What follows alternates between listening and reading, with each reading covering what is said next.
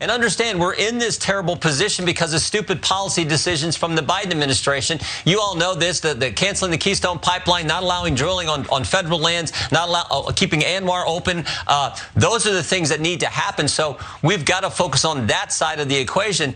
But here's the problem, Steve. The left doesn't want to go there. Even if Joe Biden wanted to go there, his party won't let him. I sat in a hearing a few months ago where Ro Khanna, a Democrat member from California, the state that's now got $7 gas, he had the oil and gas executives there in front of him, and he badgered every one of them, asking them one simple question: will you pledge to decrease production this year? I mean, the Democrats want $7 gas. So that is the biggest problem.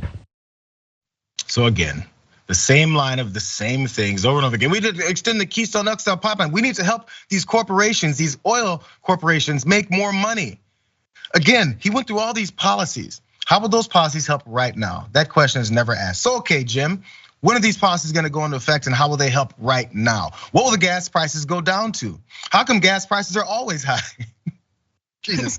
Anyways, next step, because Kevin McCarthy, who is from California, as Jim Jordan was talking about, how California's gas prices have gone crazy.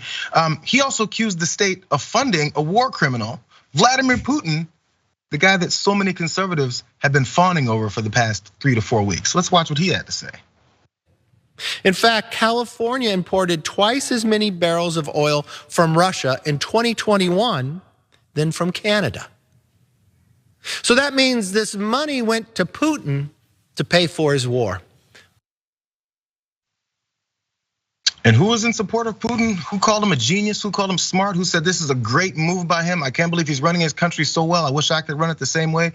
Your deity, Donald Trump, who's in support of Vladimir Putin. Oh yeah, so we pay Russia for oil, and that's great. Hey, by the way, how about we stop paying Russia for oil? How about we developed our own clean energy that's detached from oil? You ready for that yet? Because that's gonna be a process. You guys been holding that up. People been trying to implement that, but that really doesn't matter. Now, Ravana, one more clip before you jump in here, because we did mention yesterday how Jen Psaki, the press secretary, did beat back at Ducey about his questions about these. But Joe Biden also had something to say about how his policies are not limiting this oil production. Look, let me be clear about 2 other points. First, it's simply not true that my administration or policies are holding back domestic energy production. That's simply not true. Even amid the pandemic, companies in the United States pumped more oil during my first year in office than they did during my predecessor's first year. We're approaching a record levels of oil and gas production in the United States, and we're on track to set a record of oil production next year. In the United States, 90% of onshore oil production takes place on land that isn't owned by the federal government. And of the remaining 10% that occurs on federal land, the oil and gas industry has millions of acres leased. They have 9,000 permits to drill now. They could be drilling right now, yesterday, last week, last year. They have 9,000 to drill onshore that are already approved. So let me be clear. They are not using them for production now. That's their decision. These are the facts. We should be honest about the facts. Second, they're not gonna listen to facts, and there's one more fact that they're not listening to. We're talking about how Biden has restricted all of this, and also that this terrorist state of California has accepted Putin's money, or has paid Putin. Well, under Trump, purchases of Russian oil increased by 49%, Ray.